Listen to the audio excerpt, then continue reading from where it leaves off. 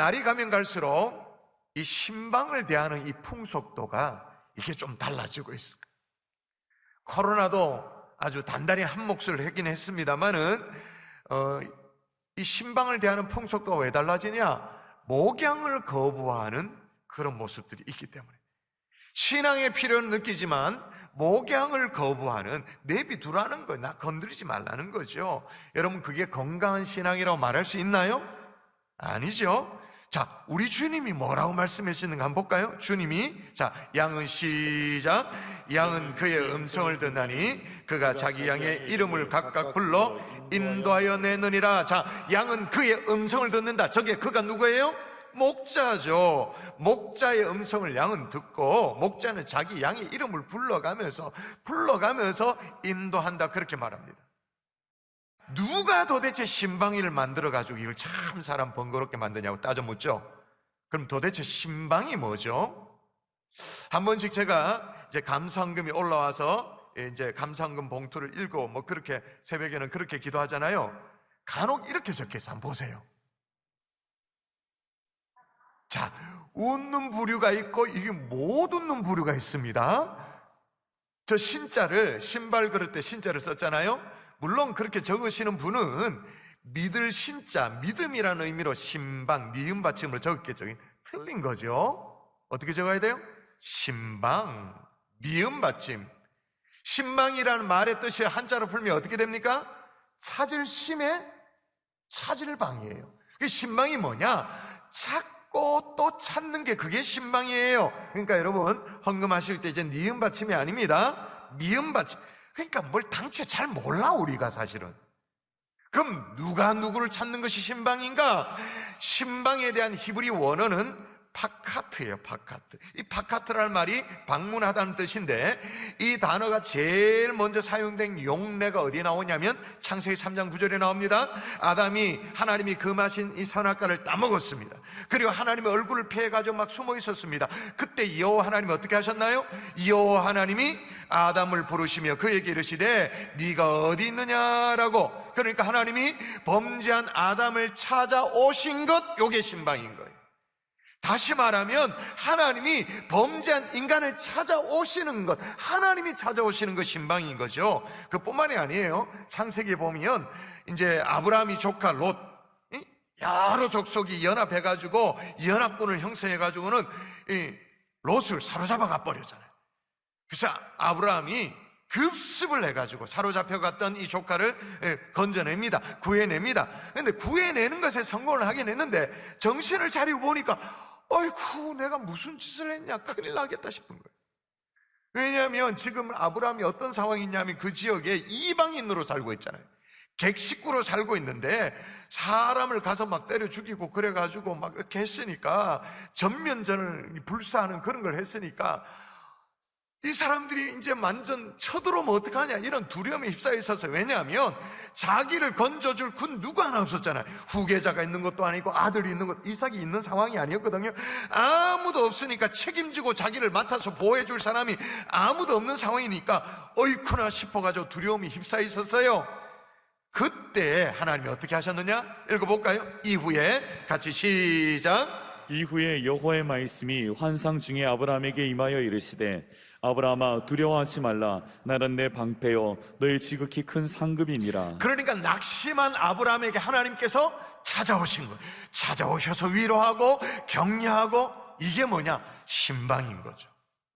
구약의 하나님만 신방을 하셨냐? 아니에요. 신약의 예수님도 똑같이 찾아오셨죠. 요한복음 1장 12절에 보니까 자기 땅에 오매 자기 백성이 영접하지 않았다. 또 14절 여러분이 또 읽어볼까요? 여러분이 또 읽습니다. 시작. 말씀이 육신이 되어 우리 가운데 거하심에 우리가 그의 영광을 보니 아버지 독생자의 영광이요 은혜와 진리가 충만하더라. 여러분이 이렇게 하나님이 찾아오시는 것, 인간의 몸을 입고 이 땅 가운데 우리 가운데 찾아오시는 것 자체가 신방인 거예요. 예수님의 신방. 할렐루야. 네. 자, 그러면 여러분, 신방 누가 만들어가지고 이렇게 귀찮게 했다고요? 하나님이 만드셨다, 인간아. 예수님이 만들었다, 인간아. 아시겠어요? 예수님이 얼마나 즐겨 찾아가셨어요. 죄인에게 찾아가셨고 삭개오에 찾아가셨고 즐겨 신방하셨잖아요. 그렇게 즐겨 신방하기를 원하셨던 예수님이 오늘 본문에 고넬료에게 베드로에게 신방을 청하라는 거예요. 베드로 목사님에게 신방을 청하라고 말하는 겁니다. 그렇게 얘기하고 있죠. 제가 한번 읽어볼게요. 내가 지금 사람을 욥과에 보내요. 베드로라는 시몬을 청하라. 그러니까 베드로 목사님의 신방을 받으라는 거예요. 근데 이 신방 받는 모습이 너무너무 아름다워요. 너무 이게 본이 되어져요. 그래서 오늘 그 샘플을 가지고 함께 살피기를 원하는데, 더 중요한 것은 뭐냐? 베드로의 신방을 이 계기로 고넬료 가정, 이건 이방인 가정입니다. 유대인이 아닙니다. 이스라엘 백성들이 아니에요. 그럼에도 불구하고 이 고넬료 가정이 하나님 앞에 놀랍게 쓰임받는 가정이 되어져요. 오늘 저는 이 고넬료가 신방받는 이 모습을 함께 살피면서 우리가 어떻게 신방을 받아야 하는지, 어떤 태도로, 어떤 준비로 신방을 받아야 하는지, 그리고 이 신방의 축복이 무엇인지, 그저 내가 알고 있는 평소 생각, 내 통밥, 어떤 신앙 또 짬밥이라는 게 있잖아요. 신앙 짬밥으로 아는 거, 그게 아니라 성경을 보자고요. 성경의 교훈을 따라서 다시 한번 신방을 마음에 새기는 하나님의 종들 될 수 있기를 주 예수 이름으로 축원합니다. 아멘. 축원합니다. 아멘. 벌써부터 좋은다. 야, 오늘 설교는 나와 상관이 없다. 나는 안 듣겠다. 목양을 거부하는 이 이상한 신앙, 다른 거 아니죠? 할 것 같으면 제대로 해야 되지, 제대로. 코로나 상황 속에서도 본당에 나와 앉을 정도로면 제대로 해야 되잖아요. 오늘 육신의 기쁨만 아니라 마음의 심령까지도, 마음의 문까지도 활짝 열어서 나를 향한 주의 말씀으로 받을 수 있기를 주 예수 이름으로 축원합니다. 아멘. 축원합니다. 아멘. 자, 신방 받을 때 어떻게 되냐? 따라 하십시다. 모여 기다려야 한다. 모여 기다려야 한다. 한 번 더, 모여 기다려야 한다. 모여 기다려야 한다. 여러분, 오늘 본문에 나오는 주인공 고넬료를 좀 아세요? 고넬료. 예수님 당시에 가이사라라는 도시에 주둔한 로마 군대 백부장이에요. 가이사라가, 그러니까 예루살렘은 좀 내륙의 도시인데 이 예루살렘과는 한 100km 정도 떨어져 있는 해안 도시예요. 해안 도시지만 여기가 아주 유력한 도시였기 때문에 로마 총독의 관저가 있는 곳이에요. 그 로마 총독의 관저가 있으니까 그걸 보호하고 수비하고 그렇게 해야 되니까 로마 군대가 파병 나와 있었겠죠. 그 로마 군대 파병 나오면 로마 군대 지휘관이다 그 말인 거예요. 백부장이니까 지금쯤을 하면 중대장쯤 되겠나요? 그런데 고넬료가, 이런 고넬료, 이방인인 고넬료가 어떻게 하나님을 알게 된지는 모르겠어요. 그건 알 길이 좀 없어요. 그런데 하나님에 대한 믿음이 있었어요. 하루는 기도를 하는데 음성이 들립니다. 네 기도와 구제가 하나님 앞에 상달되었다. 얼마나 감사한 일이에요. 그렇게 말씀을 하시고 난 이후에 뭐라고 말하냐면, 사람을 보내어 베드로를 청하여 하나님의 말씀을 들으라 라는 음성이 들리는 거예요. 좀 전에 읽었던 5절 말씀 다시 한번 읽어볼까요? 다시 여러분이 읽습니다. 내가 시작. 내가 지금 사람들을 욥바에 보내어 베드로라 하는 시몬을 청하라. 네, 그래서 고넬료가 베드로를 청하기 위해서 사람을 보내요. 그러니까 신방의 기본이 뭐냐? 청하는 거예요. 청하는 거, 요청하는 거예요. 좀 전에 우리 교육자 카톡방에도 지금 뜬 게 있었어요. 어떤 분이 줌으로 신방을 받으려고 계획을 하고 있었는데, 온라인으로 신방을 받으려고 계획하고 있었는데, 오늘 말씀을 듣고는 이거 아닌다 싶어서 대면으로 신방 받겠다고 이제 문자를 보낸 거예요. 이런 어떤 내용이 있었습니다라고 이제 보고 있었어요. 청하는 거예요. 요청하는 거예요. 가만히 앉아 있는 게 아니고 청하여 받는 것이 신방이에요. 또 다른 한편으로 베드로 쪽에는 하나님이 어떤 기적, 보자기 환상을 보여주는 거예요. 그래서 베드로를 준비시키는 거죠. 베드로가 기도 중에 환상을 보는데요, 하늘에서 보자기가 내려오는 거예요. 내려오는데 보자기 안에 먹을 것이 그득하게 있는 거예요. 안 그래도 시장기가 감도는 상황 속에 좋다고 올커니 하고 이제 뭘 하고 이제 쳐다봤더니 이게 유대인들이 다 부정하다고 생각하는 그런 것들이 그득한 거예요. 근데 음성이 들리는데 잡아먹으라는 거예요. 기겁을 하죠. 유대인들이 깨끗하지 않다고 생각하는 그런 것들이니까, 그래서 베드로가 내가 속되고 깨끗하지 아니한 것을 결코 먹지 아니하겠나이다 라고 말하니까 하나님이 또 꾸짖어. 뭐라고 꾸짖냐면, 하나님이 깨끗하게 한 것을 네가 속되다고 말하지 말라, 그렇게 말하는 거예요. 근데 이 똑같은 환상을 3번 또 보자기가 내려와. 또 보니까 음식이야. 근데 먹으면 안 되는, 정하고 부정한, 이런 유대인들은 그게 정확했잖아요. 정결 예법이 정확했으니까 부정한 것들이거든. 아이고, 우리는 그런 거 속된 거 못 먹습니다 라고 말하니까 하나님이 깨끗하게 하다는 것을 네가 속되다고 말하지 말라, 이걸 3번이나 반복하는 거예요. 왜 그렇게 했을까요? 베드로가 예수님의 제자죠. 예수님의 제자이기 전에 유대인이에요. 그러니까 유대교적인 백그라운드가 여전히 함께, 유대교적인 그늘에서 아직은 벗어나지 못했어요. 그래서 유대인들은 일반적으로 이방인들을 관로 밖으로 내밀었잖아요. 부정한 것들, 그래서 접촉도 하면 안 되잖아요. 더러운 것들 그랬잖아요. 그래서 하나님은 고넬료가 사람을 보냈는데, 보낸 사람이 도착하기 전에 베드로의 마음을 변화시켜야 신방이 성사되니까 베드로의 마음을 변화시켜 놓은 거예요. 내가 깨끗하다고 한 것을 네가 속되다고 말하지 말라. 어느 정도 하나님이 설득시켜 놓은 거죠. 이게 준비가 맞춰졌습니다. 딱 준비를 시켜놓고 이제 설득을 당해서 베드로가 갑니다. 고넬료의 집에 갔더니 아주 특이한 점이 발견되어집니다. 자, 오늘 본문에 반복되어 나오는 강조점인데, 먼저 여러분 24절 읽어볼까요? 먼저 여러분이 고넬료가, 시작. 고넬료가 그의 친척과 가까운 친구들을 모아 기다리더니. 어떻게 기다렸다고요? 모아 기다렸대요. 27절에 또 가보니까 들어가 여러 사람이 모인 것을 보고, 이렇게 공통된 게 뭐냐면 모였다라는 거예요. 온 가족이 모이는 것도 사실 힘들 터인데 24절에 보니까 일가, 친척, 가까운 친구들 다 모아가지고 기다리고 있는 거예요. 여러분, 우리가 신방 받을 때 첫 번째 원칙이 있다면 뭐냐? 그것은 모여 기다려야 된다는 사실이에요. 코로나 상황 속에 이게 현실적으로 참 어렵습니다. 어려운 게 사실 맞습니다만은, 제가 여러분의 담임 목사로서 말이에요, 신앙생활에 가르칠 것 같으면 정석을 가르쳐줘야 되지. 후루꾸를 가르쳐주면 안 되잖아요. 이상하게 어쩔 수 없으니까 이렇게 해라, 그것만 가르쳐주면 안 되잖아요. 정석, 스탠다드를 제대로 가르쳐줘야 되잖아요. 신방은 모여서 받아야 되는 것이 신방인 줄 믿습니다. 그래 역사가 일어나요. 온 가족이. 아멘이십니까? 때마침 정부가 얼마나 협조를 잘해줘요. 소모임 몇 명까지? 몇 명까지? 6명까지. 그러니까 신방대원하고 우리 가족하고 6명 넘을 일이 없어. 아무 걱정이 없어요. 더욱이 사도행전 10장에 보면 고넬료가 이제 베드로 사도를 청하려고 사람을 보내요. 보내는데 얼마 만에 베드로가 고넬료 자기 집에 도착을 하냐 하면, 사도행전 10장에 보면 이튿날이라는 표현이 3번 나오거든요. 이튿날.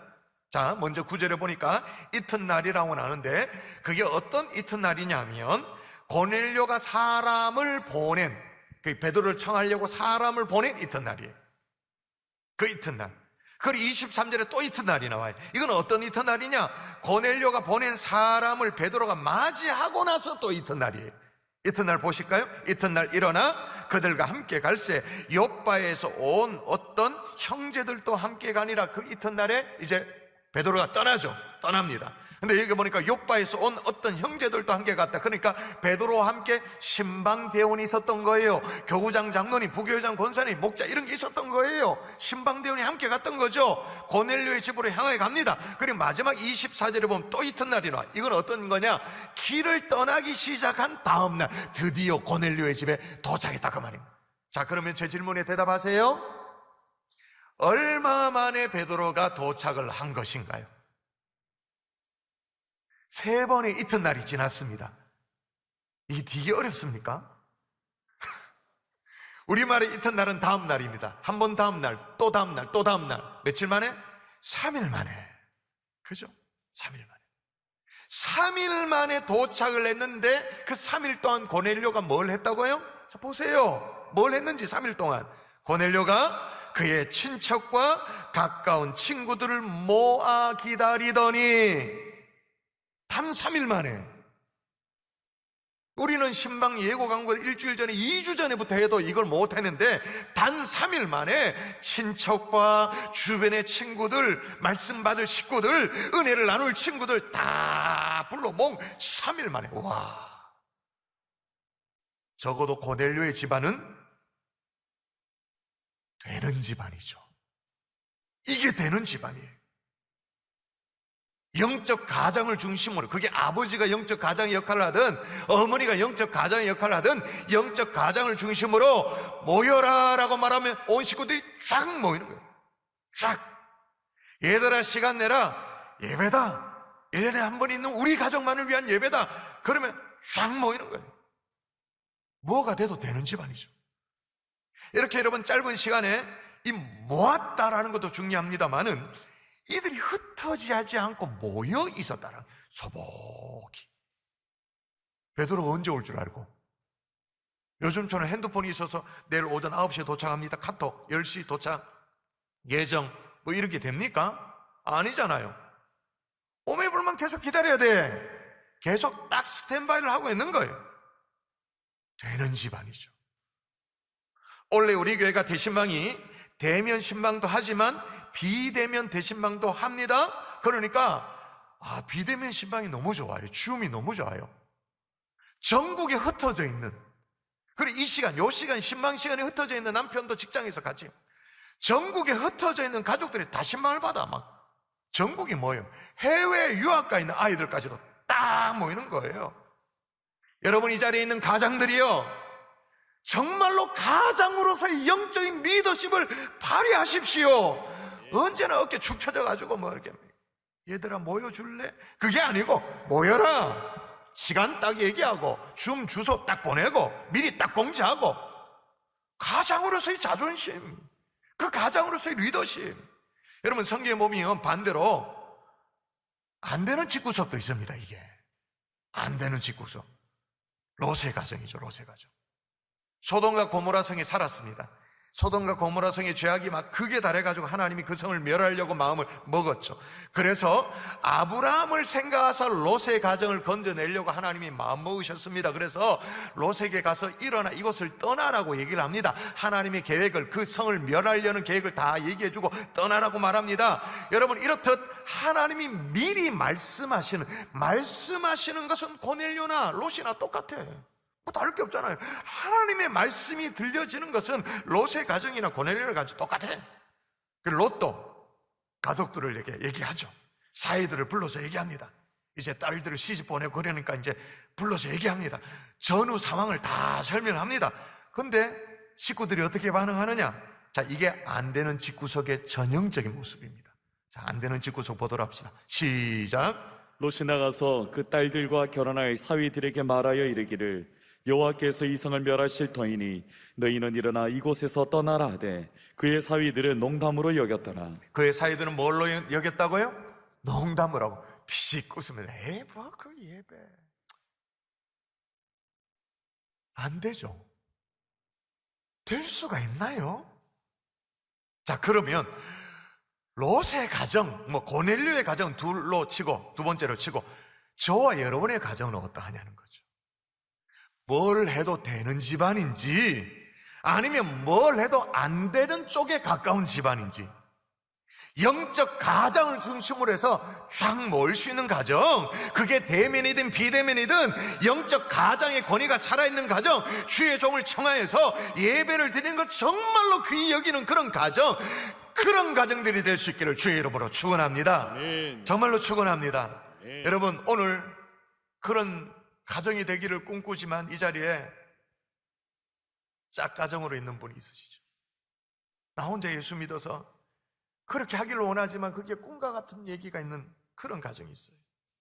그런 분들 계시다면 가정 복음화를 위해 다시 한번 뜨거운 기도를 시작하는 하나님의 종들 될 수 있기를 주 예수의 이름으로 축원합니다.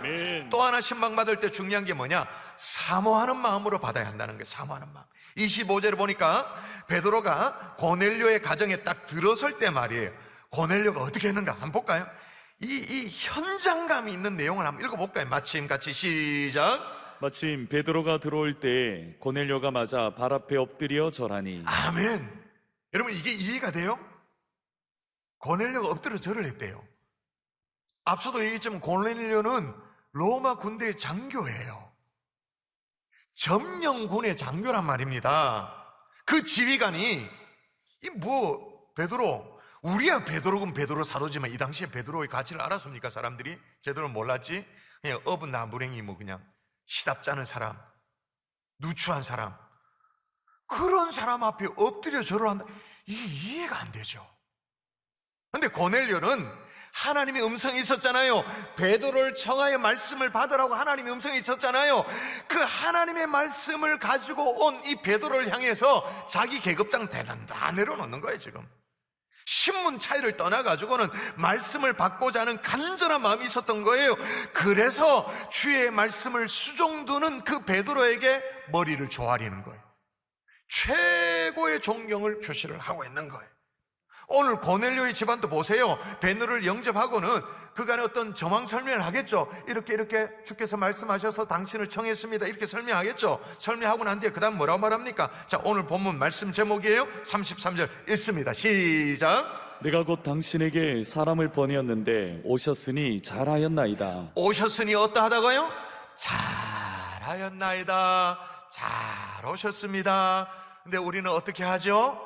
오셨으니 잘하였나이다가 아니고 오신다고 하니 참 부담됩니다. 오신다고 하니 참 그거 번거롭습니다. 귀찮습니다. 차이를 아시겠어요? 더 중요한 건 뭐냐? 잘 왔다고 웰컴, 환영하는 것만이 아니고 그 다음을 마저 읽어보시죠. 이게 진짜 압권이에요. 압권. 고넬료의 신방의 자세의 압권. 자, 한번 읽어볼까요? 이제 시작.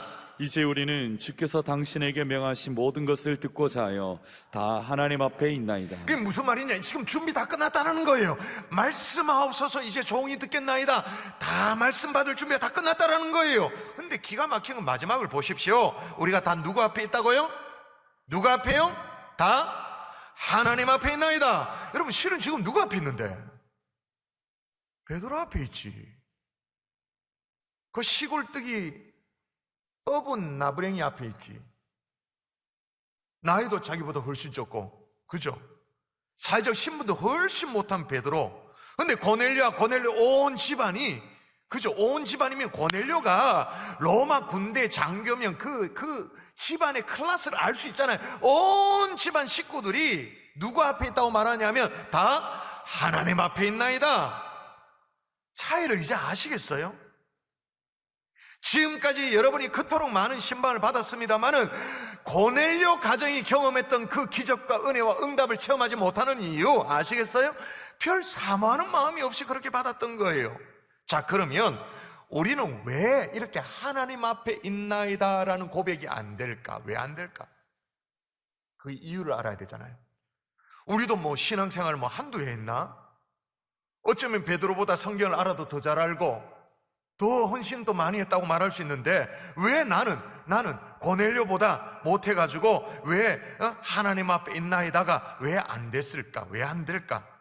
여러분, 평소에 우리 여기 이대범 목사님이 사회도 하고 했는데 이대범 목사님이 계시는데 이대범 목사님 여러분 잘 아시니까 이렇게 집사님하고 대화하면서 이대범 목사님을 언급할 때 말이에요. 이대범 목사님 언급할 때 이 목사가 말이야, 이 목사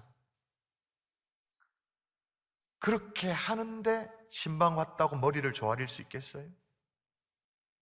그 앞에서 엎드리면서 우리가 다 하나님 앞에 있나이다 그게 될까요? 안 되죠. 담임 목사도 아니고 나이도 나보다 훨씬 어리고 사회적 경험도 적은 부목사 앞에, 그것도 여전도사 앞에 조아릴 수가 있어요? 안 되지. 그럼 뭐냐? 근본적으로 주의 종을 대하는 마음가짐과 이게 연결되어 있는 거예요. 말씀의 결론을 맺을게요. 이렇게 모여서 기다렸어요. 사모하는 마음으로 신방을 받았어요. 고넬료 가정이 어떤 은혜를 누리게 돼, 이게 중요하지. 이거 살펴봐야 되죠. 자, 읽어보십시다. 자, 베드로 시작. 베드로가 이 말을 할 때에 성령이 말씀 듣는 모든 사람에게 내려오시니 베드로와 함께 온 할례 받은 신자들이 이방인들에게도 성령 부어 주심으로 말미암아 놀라니. 아멘. 두 가지예요. 첫 번째는 뭐냐? 베드로가 이 말을 할 때 성령의 말씀 듣는 모든 사람에게 내려오시니 그렇게 말했어요. 그래서 뭐 해야 된다니까요? 다 모두에게 성령이 내려왔다. 그러니까 그 농땡이 아들내미, 그 완전 질긴 놈, 그것도 안 참아야 돼. 그냥 모르니까, 성령이 임할 줄 모르니까 그 모여 기다려야 되는 거예요. 그런데 그렇게 신방을 마쳤더니 어떻게 해요? 신방 같은 베드로가 놀래 자빠지는 거예요. 신방대원들이 놀라 자빠져. 왜? 이방인에게도 성령이 임하시네? 축복이 많은 거죠.